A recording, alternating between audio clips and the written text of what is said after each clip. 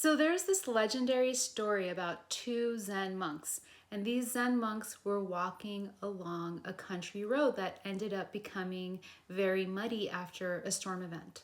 They were walking near a village and they came upon a young woman. She was trying to cross the road, but the mud was so deep that it would have ruined her silk kimono. So one of the monks, Tenzan, ended up lifting her up into his arms and carrying her to the other side of the road. So afterwards, the two monks ended up just walking along in silence. And finally, about 5 hours later, they came to their lodging temple. And finally, Aikido, the other monk, couldn't contain himself anymore. And he said to Tenzan, "Why did you carry that girl to the other side of the road? You know that we as monks are not allowed to do such a thing." And Tenzan looked at him and said, "I put that girl down 5 hours ago. Are you still carrying her?" And I absolutely love this story because when I think about it, I think about how we as humans tend to be so burdened by our thoughts. We tend to carry around unnecessary emotional and mental baggage. And we do this in the same way that Aikido carried around his resentment for 5 hours. And some of us, me included, will carry on around baggage for not just hours or days, but sometimes even years.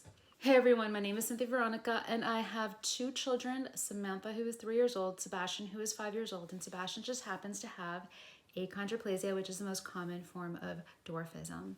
So I've mentioned in past videos or past story times that, I've experienced certain incidents with my son where, we've experienced staring, pointing, laughing. So these are experiences that would make me feel triggered and disempowered. And also I would just carry around the burden of the resentment in the same way that Aikido carried around the burden of Tenzan's actions for 5 hours. So what do we do when we feel resentment? How do we stay in the present moment? One of the things I realized is that staying in the present moment is something that is so important for my children. Someone can act in a very disempowered way towards me, but it doesn't mean that I reciprocate that feeling. And it certainly doesn't mean that I allow it to burden my thoughts. Staying in the present moment is called mindfulness.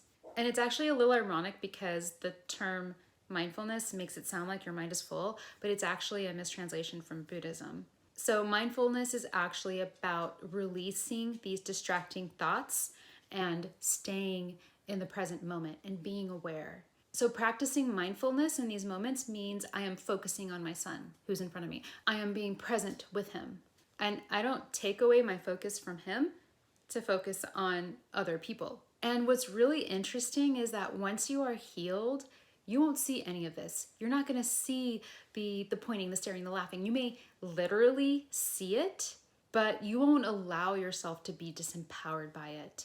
It's just so important to stay present. Okay, so how do we stay present? In a previous story time, I actually introduced a tool, and most people don't actually realize that we can control our thoughts. So the formula for this tool is a thought or belief plus feeling or emotion equals behaviors. And in controlling or shifting our thoughts or beliefs, we can actually shift our behaviors. So what we really need to focus on is shifting our thinking. Okay, so someone is laughing at me or my family right now, but you know what? I love who we are and I am so proud of us. And once my thoughts change, my behavior changes along with it. And once I do that, I'm no longer giving that other person power because I am not reacting to their disempowerment. I don't give them power because I'm not reacting to their behavior. And in doing this, I am not creating baggage for myself from their behaviors. So the next time someone is doing something towards me or my family, I will shift my thoughts to something more empowering. I will focus how in that moment I feel whole. Or I will focus on how grateful I am for all the love and support that I have in that moment. Or I will focus on my child and how happy he makes me and how he's always making me smile and how in that moment he's making me smile. And breathe. It's very important to also just breathe. So this is what we can do to help make sure that we are not allowing someone who's disempowering us to affect us for hours or for days or for even years, because we can change our thoughts, we can create positive behaviors, and we can adopt this lifestyle. So thank you so much for watching, and I will catch you in the next video. Bye for now.